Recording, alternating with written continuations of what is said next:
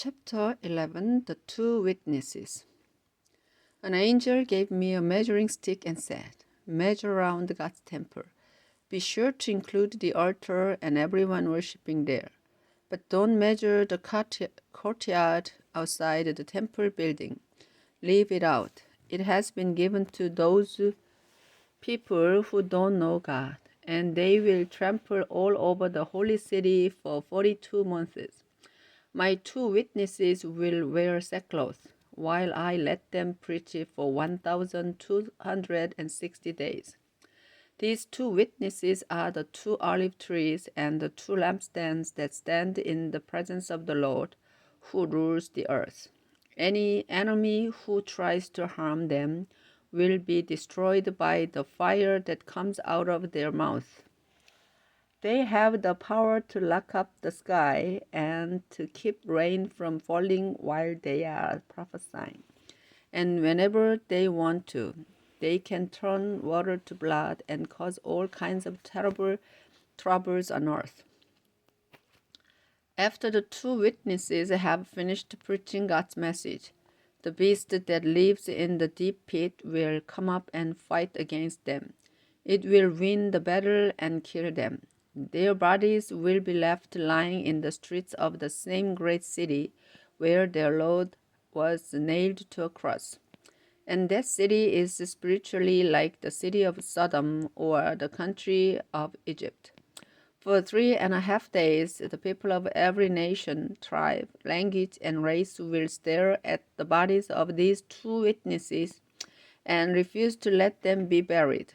Everyone on earth will celebrate and be happy. They will give gifts to each other because of what happened to the two prophets who caused them so much trouble. But 3.5 days later, God will breathe life into their bodies. They will stand up, and everyone who sees them will be terrified. The witnesses then heard a loud voice from heaven saying, "Come up here," and while their enemies were watching, they were taken up to heaven in a cloud. At the same moment, there was a terrible earthquake that destroyed 1/10 of the city. 7,000 people were killed, and the rest were frightened and praised the Lord, God who rules in heaven. The second horrible thing has now happened, but the third one will be here soon, the seventh trumpet. At the sound of the seventh trumpet, loud voices were heard in heaven. They said, "Now the kingdom of this world belongs to our Lord and to his chosen one, and he will rule forever and ever." Then the 24 elders who were seated on thrones in God's presence knelt down and worshipped him. They said, "Lord God, all-powerful, you are and you were, and we thank you. You used your great power and started ruling. When the nations got angry, you became angry too. Now the time has come for the dead to be judged. It is time for you to reward your servants, the prophets, and all your people who honor your name, no matter who they are. It is time to destroy everyone who has destroyed the earth." The door to God's temple in heaven was then opened, and the sacred chest could be seen inside the temple. I saw lightning and heard roars of thunder. The earth trembled, and huge hailstones fell to the ground. A dragon and two beasts. Chapter 12. The woman and the dragon. Something important appeared in the city. It was a woman whose clothes were the sun. The moon was under her feet, and a crown made of 12 stars was on her head. She was about to give birth, and she was crying because of the great pain. Something else appeared in the sky. It was a huge red dragon with 7 heads and 10 horns and a crown on each of its 7 heads. With its tail, it dragged a third of the stars from the sky and threw them down to the earth. Then the dragon turned towards the woman because it wanted to eat her child as soon as it was born. The woman gave birth to a son who would rule all nations with an iron rod. The boy was snatched away. He was taken to God and placed on his throne. The woman ran into the desert to a place that God had prepared for her. There she would be taken care of for 1,260 days. Michael fights the dragon. A war broke out in heaven. Michael and his angels were fighting against the dragon and its angels. But the dragon lost the battle. It and its angels were forced out of their places in heaven and were thrown down to the earth. Yes, that old snake and his angels were thrown out of heaven. That snake, who fooled everyone on earth, is known as the devil and Satan. Then I heard a voice from heaven shout, "Our God has shown his saving power, and his kingdom has come. God's own chosen one has shown his authority." Satan accused our people in the presence of God day and night. Now he has been thrown out. Our people defeated Satan because of the blood of the Lamb and the message of God.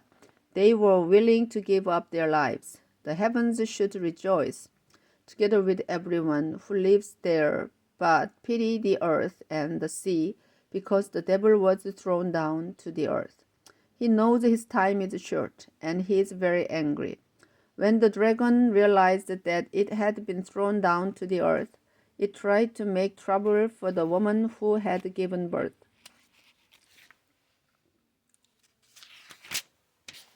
to a son. But the woman was given to wings like those of a huge eagle, so that she could fly into the desert. There she would escape from the snake and be taken care of for a time, 2 times, and half a time.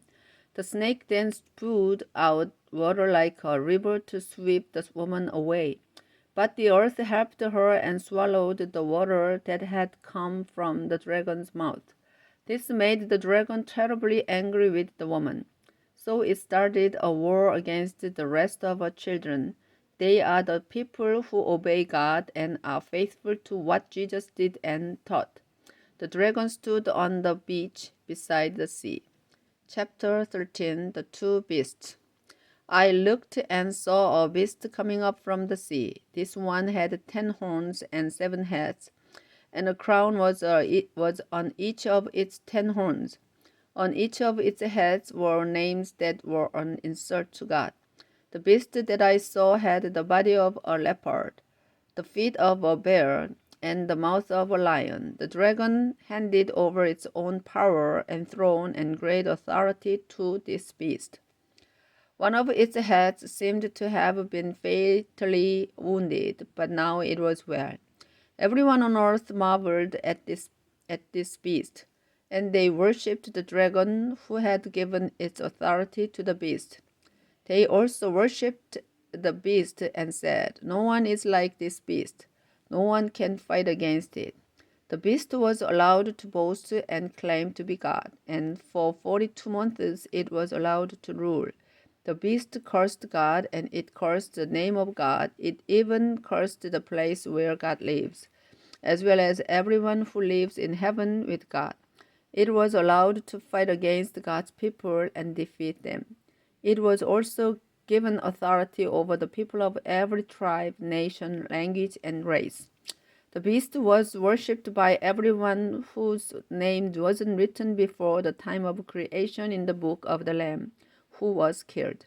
If you have ears, then listen. If you are doomed to be captured, you will be captured. If you are doomed to be killed by a sword, you will be killed by a sword. This means that God's people must learn to endure and be faithful. I now saw another beast. This one came out of the ground. It had 2 horns like a lamb, but spoke like a dragon. It worked for the beast whose fatal wound had been healed. And it used all its authority to force the earth and its people to worship that beast. It performed mighty miracles, and while people watched, it even made fire come down from the sky. This second beast fooled people on earth by performing miracles for the first one. Then it talked them into making an idol in the form of the beast that did not die after being wounded by a sword. It was allowed to put breath into the idol so that it could speak. Everyone who refused to worship the idol of the beast was put to death. All people were forced to put a mark on their right hand or forehead. Whether they were powerful or weak, rich or poor, free people or slaves, they all had to have this mark or else they could not buy or sell anything. This mark stood for the name of the beast and for the number of its name. You need wisdom to understand the number of the beast, but if you are clever enough, you can work this out. Its number is 666 and it stands for a person. Visions of God's judgment and protection. Chapter 13. The Lamb and his 144,000 followers. I looked and saw the Lamb standing on Mount Zion. With him were 144,000 who had his name and his father's name written on their foreheads. Then I heard a sound from heaven that was like a roaring flood or a loud thunder or even like the music of harps. And the new song was being sung in front of God's throne and in front of the four living creatures and the elders. No one could learn that song except the 144,000 who had been rescued from the earth. All these are pure virgins, and they follow the Lamb wherever he leads.